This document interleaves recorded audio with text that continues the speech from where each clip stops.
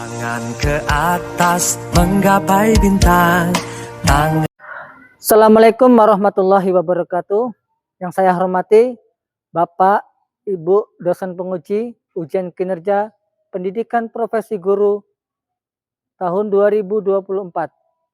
Saya Suratno SPDI, Guru Sekolah Dasar Negeri 49 Oku, sekaligus mahasiswa Universitas Islam Negeri Maulana Hasanuddin Banten. Pada kesempatan kali ini, saya akan mempraktikkan pembelajaran berdiferensiasi dengan materi iman kepada kitab-kitab Allah Subhanahu wa Ta'ala. Materi ini adalah materi kelas 3 sekolah dasar semester genap. Kepada Bapak Ibu dosen penguji ujian kinerja, terkait video pembelajaran ini, mohon masukan dan sarannya untuk perbaikan saya ke depannya. Untuk lebih jelasnya, marilah kita saksikan bersama-sama. Terima kasih.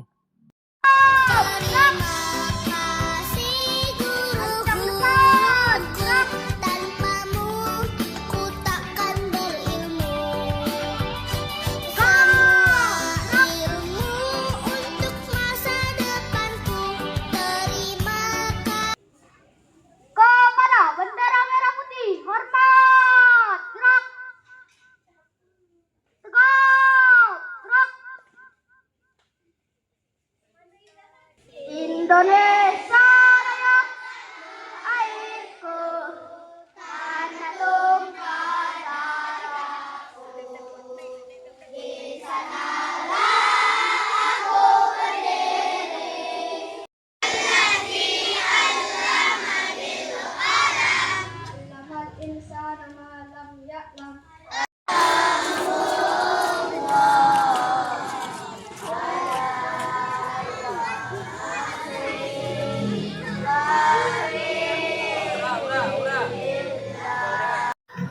Assalamualaikum warahmatullahi wabarakatuh. Waalaikumsalam warahmatullahi wabarakatuh.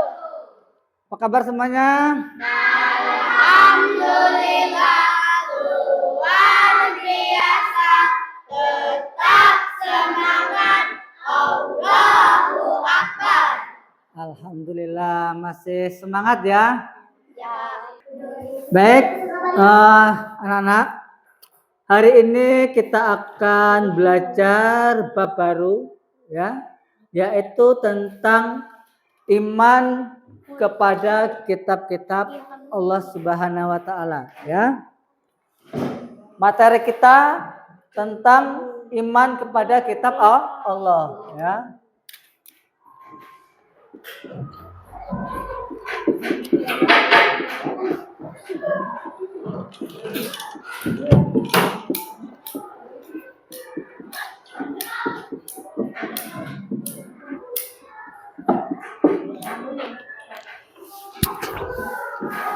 Sebelum kita ke materi,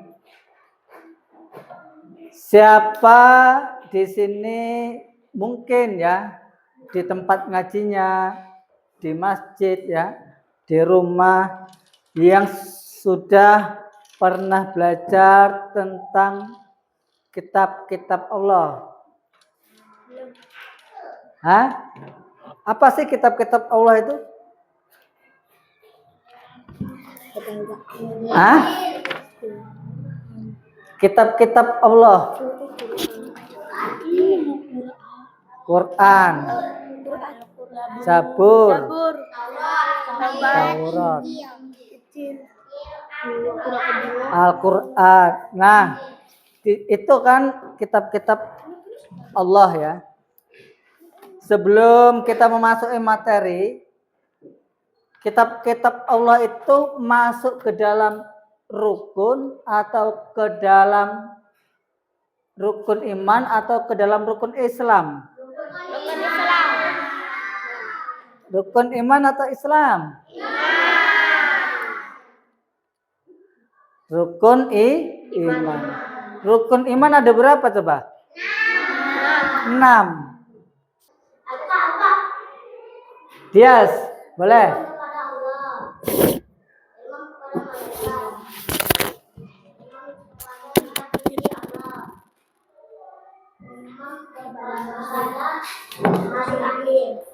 Imam pada kodam dan kodar.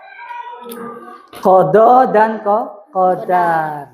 Rukun iman ada 6. 1. Iman kepada Allah.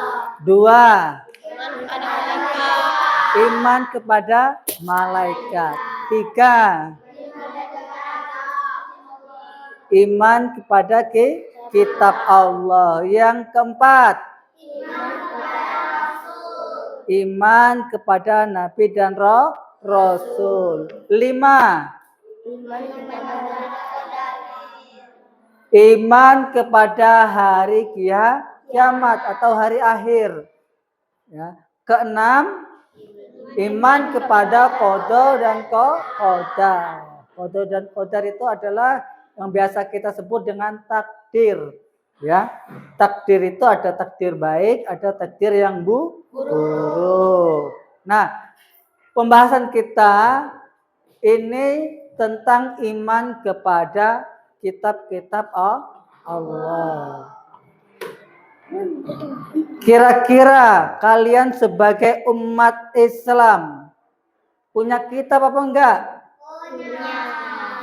Apa nama kitab kalian? Al-Quran. Dibaca apa enggak? Baca. Setiap hari apa enggak? Jujur, setiap hari apa enggak? Harusnya dibaca setiap hari. Ya.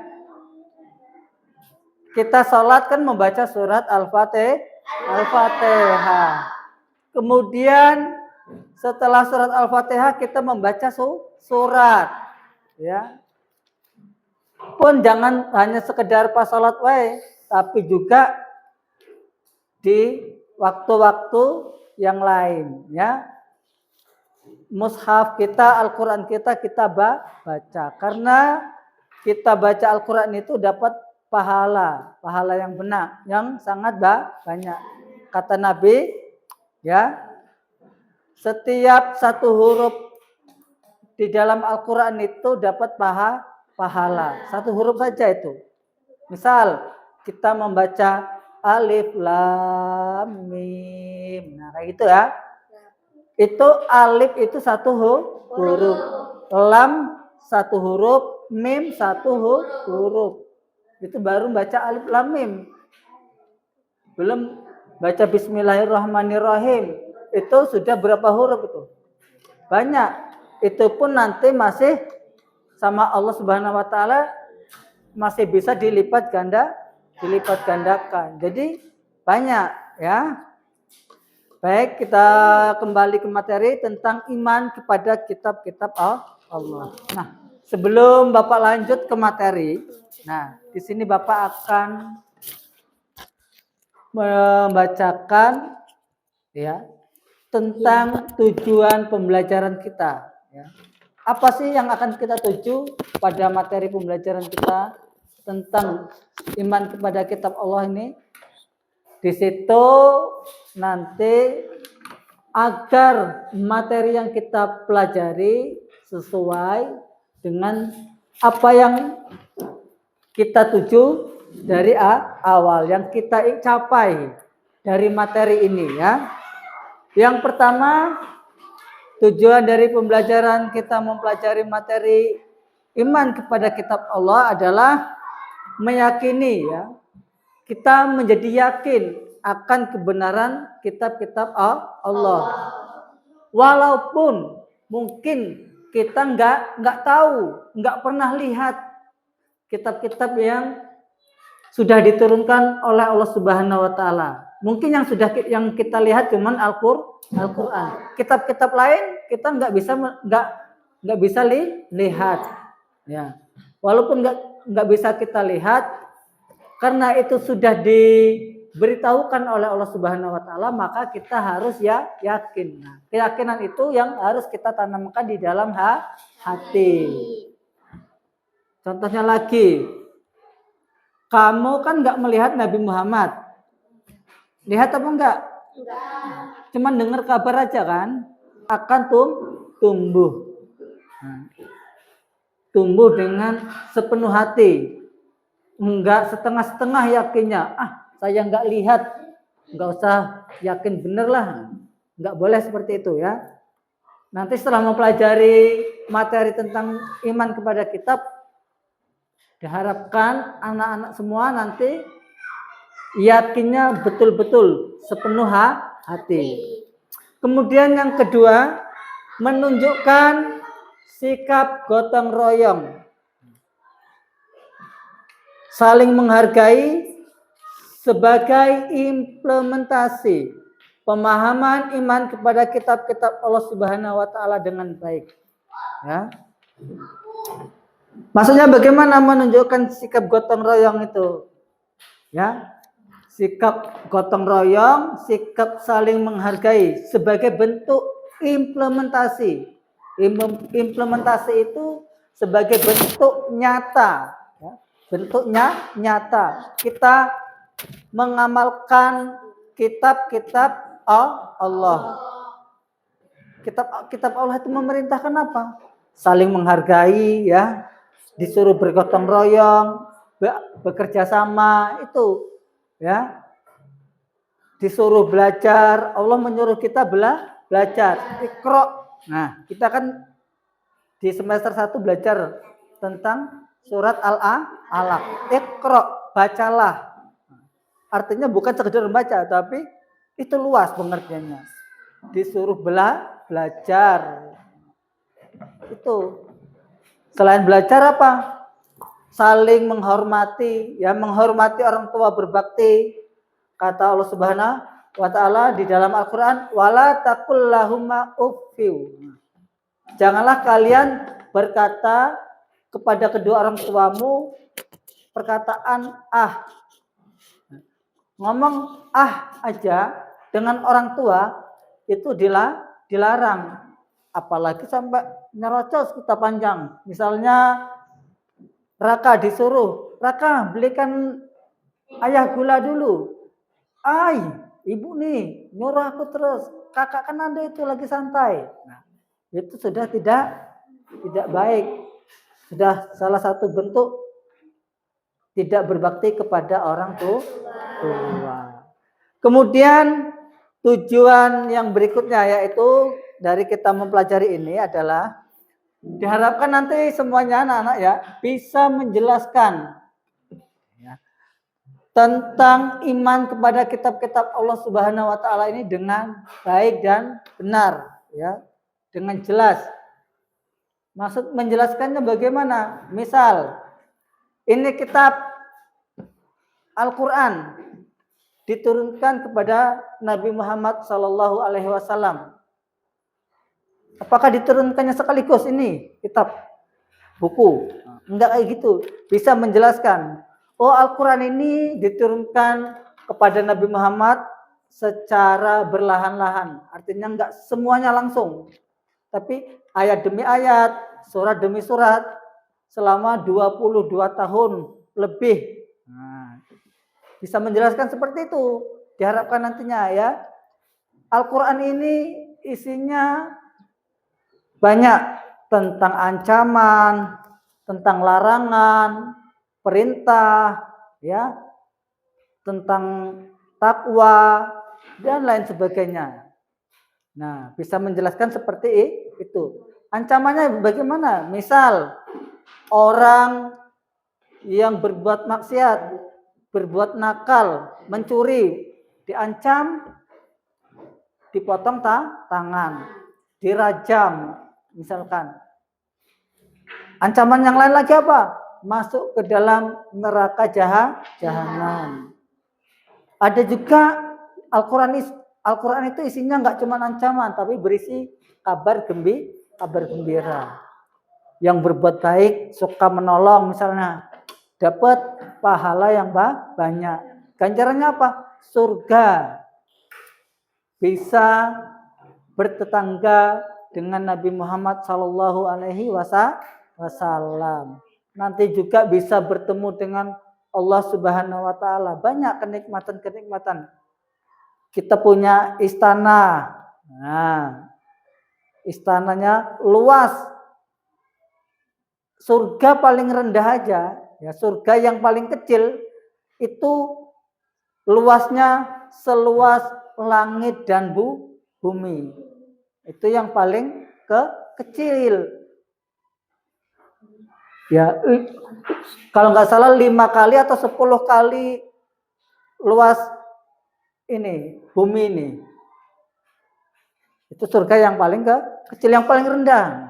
Apalagi kalau kita berbuat baik kepada orang tua, ya, puasa terus menerus, maksudnya puasa sunnah kita kerjakan, puasa wajib, itu nanti mendapat kabar gembira berupa khusus orang yang masuk surga lewat pintu puasa, ada yang seperti itu. Sampai sini paham? Nah, jadi untuk selanjutnya, ya, nanti Bapak akan bagi, ini kan sudah ada 3 kelompok, ya. Ada kelompok 1, kelompok 2, dan kelompok 3. Nah, nanti kelompok 3, kelompok 1 akan Bapak, kelompok 1 mana tadi? Nah, kelompok 1 itu ya. Kelompok 1 nanti Bapak kasih materi, ya. Kemudian dari materi tersebut kalian buat peta konsep. Tahu peta konsep? Ya, misal peta konsep itu begini. Ya. Dijelaskan.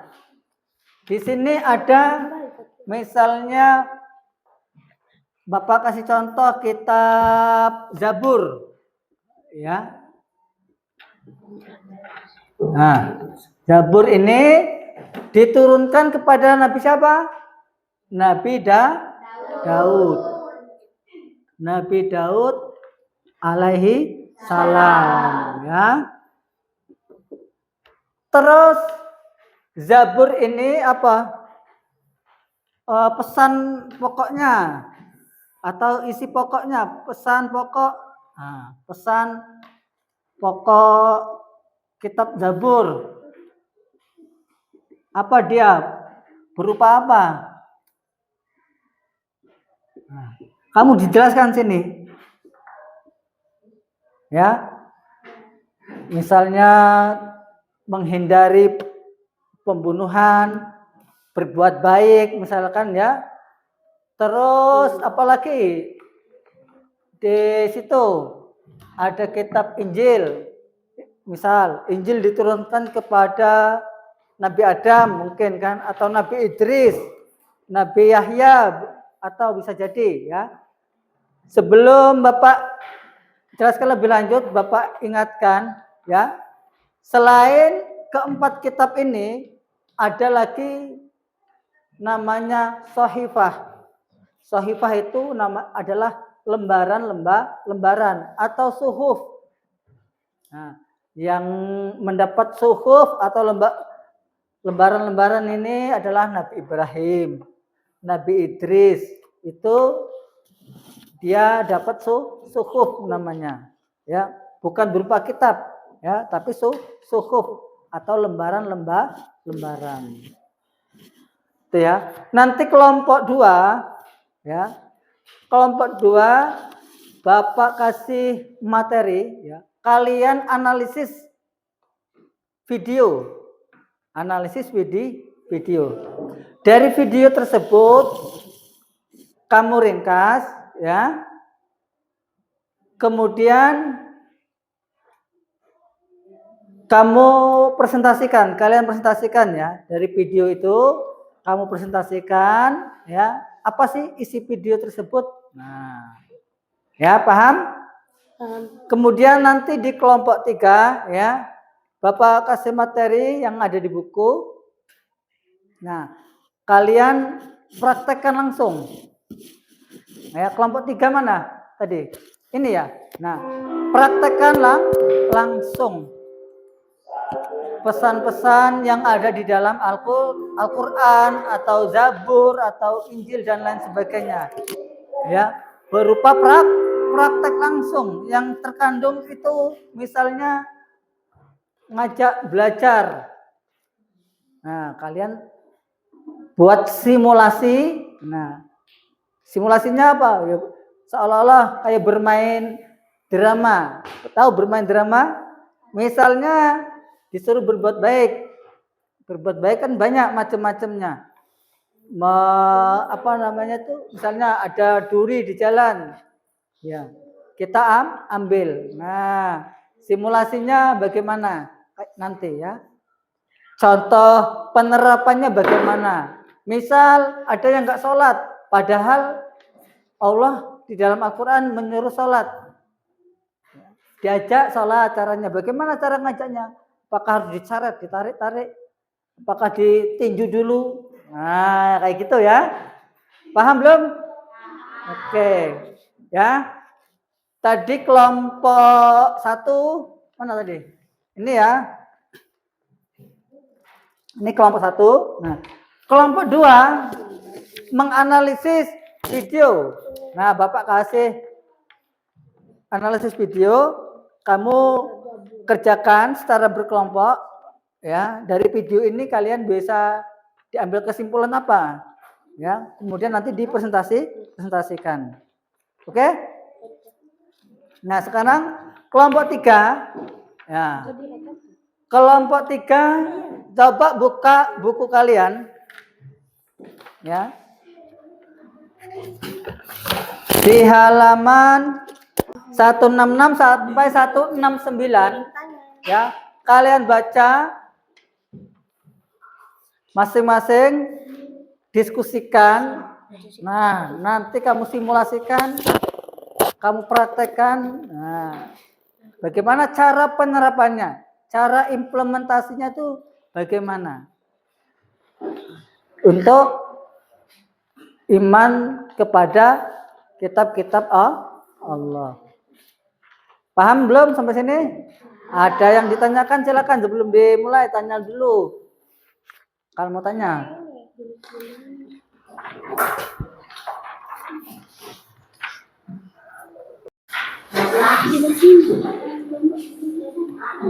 Apa Dias? Hah? Nah, cara menjelaskannya maksudnya gimana? Ya dibaca dulu yang ini. Benar-benar wahyu Allah. Misalnya maksudnya gimana? Dijelaskan gitu.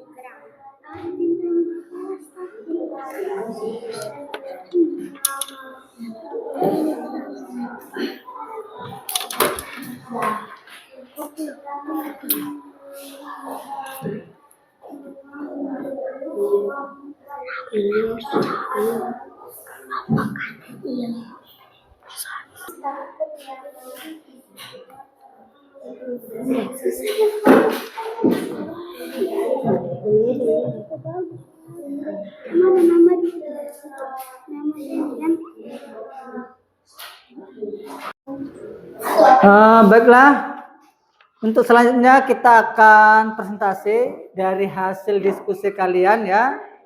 Kita mulai dari kelompok 1 ya, tadi menganalisis tentang materi yang sudah Bapak berikan ya. Pada kelompok 1 Bapak persilakan.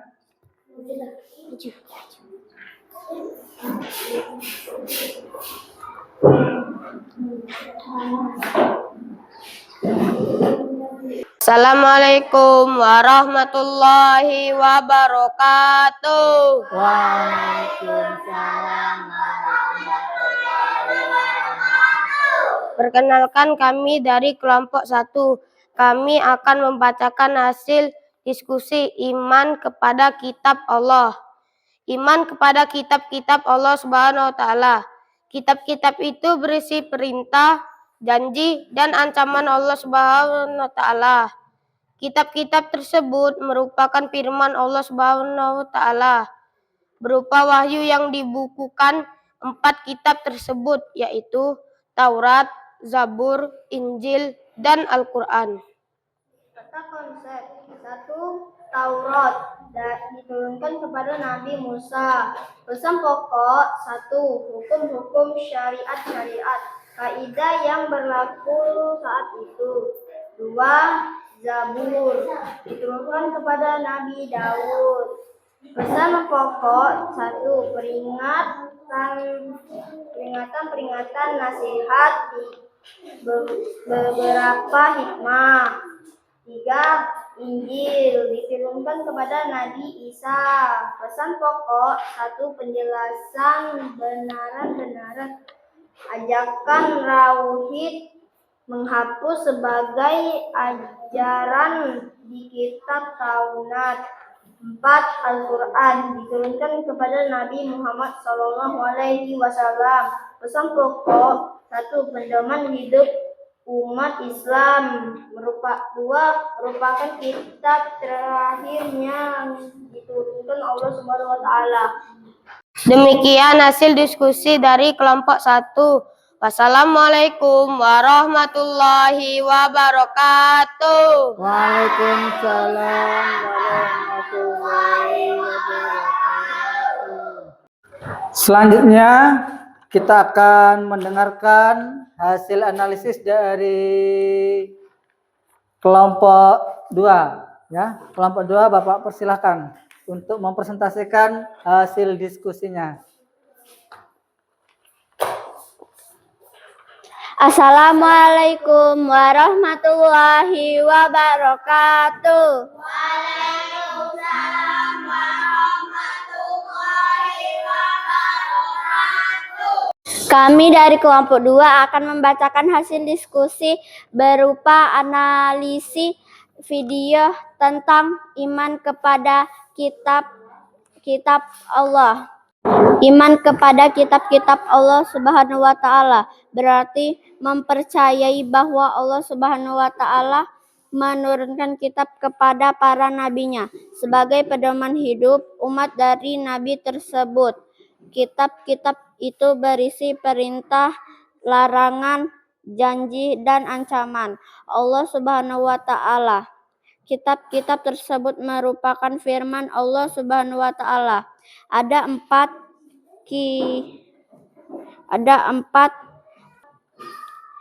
yang diturunkan oleh Allah Subhanahu wa taala kepada para nabinya.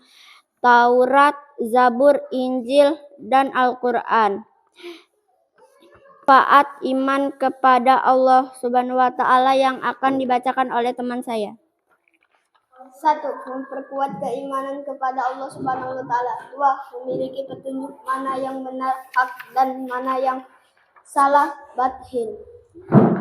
Memiliki pedoman agar tidak mudah berselisih. Demikian hasil diskusi dari kelompok 2 tentang menganalisis video iman kepada kitab Allah Subhanahu wa taala. Assalamualaikum warahmatullahi wabarakatuh. Waalaikumsalam warahmatullahi wabarakatuh. Nah, demikian tadi ya pemaparan dari teman-teman kita ya tentang iman kepada kitab-kitab Allah. Ya. Jadi Allah Subhanahu wa taala itu menurunkan kitab-kitabnya kepada para nabi untuk umatnya. Islam. Ya, untuk umatnya. Zabur kepada Nabi Daud. Taurat kepada Nabi Musa. Injil kepada Nabi Isa. Al-Quran kepada Nabi Muhammad sallallahu alaihi wasallam. Untuk Al-Quran ini berbeda dari kitab-kitab sebelumnya yang 3 tadi. Zabur, Taurat, dan Injil. Al-Quran ini berbeda. Berbedanya bagaimana? Maksudnya, nah Al-Quran ini untuk seluruh umat manusia. Ya, jadi kitab-kitab terdahulu itu sudah tidak berlaku lagi. Misalkan Injilnya Nabi Isa, Tauratnya Nabi Musa, Zaburnya Nabi Daud, kalau masih ada, itu statusnya sudah tidak berlaku. Ya, sudah nggak berlaku lagi. Harus mengikuti Al-Quran. Di dalam Al-Quran itu isinya banyak, berupa petunjuk, ya, larangan, ancaman, kabar gembira juga ada, ya, di situ. Al-Quran juga disebut sebagai sifat. Apa itu sifat? Obat. Nah, bisa menjadi obat. Jadi kalau kita mau bahagia baik di dunia maupun di akhirat, kata Nabi, disuruh mengikuti Al-Quran dan As-Sunnah. Insya Allah kita mengikuti Al-Quran tidak akan tersesat. Ya, kita aja disuruh belajar. Al-Quran menyuruh kita belajar. Ya, di surat Al-A'la Allah Subhanahu Wa Taala berfirman, Iqra bismi rabbikal ladzi khalaq. Bacalah. Nah, dengan menyebut nama Allah yang telah menciptakan. Artinya apa? Kita disuruh untuk membaca, maksudnya untuk belajar. Nah, itu ya. Kita juga harus dengan waktu kita gunakan dengan baik. Ya. Di surat Al-Asr, ya, di dalam Quran surat Al-Asr itu Allah juga berfirman, ya, biasanya kita baca terus tiap hari, wal asr innal insana lafi khusr. Demi waktu, Allah Subhanahu Wa Taala berfirman demi waktu, bersumpah. Allah itu bersumpah demi waktu. Kalau Allah sudah bersumpah demi apa itu? Demi waktu duha, ya, demi matahari. Berarti yang disebutkan tersebut adalah sesuatu yang penting, sesuatu yang luar biasa. Innal insana lafi khusr. Orang-orang itu semuanya rugi, kita rugi. Ya. Kepala sekolah rugi. Orang tua kalian juga rugi, kamu rugi. Nah, tapi ada kata selanjutnya, kecuali di situ. Ada yang enggak rugi. Kita tuh termasuk orang yang rugi. Masuk enggak kita di dalamnya tuh? Nah, kecuali siapa? Orang yang beriman. Illal ladzina amanu, yang beriman, wa amilus sholihat, beramal soleh. Amal soleh itu banyak. Berbuat bakti kepada orang tua, belajar sungguh-sungguh, itu termasuk amal soleh. Ngaji, ya, sholat, zakat, itu semuanya amal soleh. Ya. Wa amilus sholihat, wa tawassaw bil haq, wa tawassaw bis sabr. Saling menasihati dalam kebenaran dan saling menasihati dalam kesabaran. Nah, kalau ada yang nasihati kita, harusnya kita bersyukur, senang. Artinya orang tersebut peduli dengan kita. Nah, biar kita tidak termasuk orang yang merugi yang disebutkan oleh Allah Subhanahu Wa Taala tadi. Ya, sampai sini kira-kira ada yang ditanyakan nggak materi tentang iman kepada kitab-kitab Allah ini? Paham semua? Paham. Kalau paham, ya, Bapak minta diaplikasikan, diamalkan dalam kehidupan sehari-hari. Ya, kita akhiri pelajaran kita pada kali ini, ya. Kita akhiri dengan doa kafaratul majelis bersama-sama. Subhanakallahumma wa bihamdika asyhadu an la ilaha illa anta astaghfiruka wa atubu ilaik. Kurang lebihnya Bapak mohon maaf, ya. Kalau ada salah Bapak minta maaf. Assalamualaikum warahmatullahi wabarakatuh.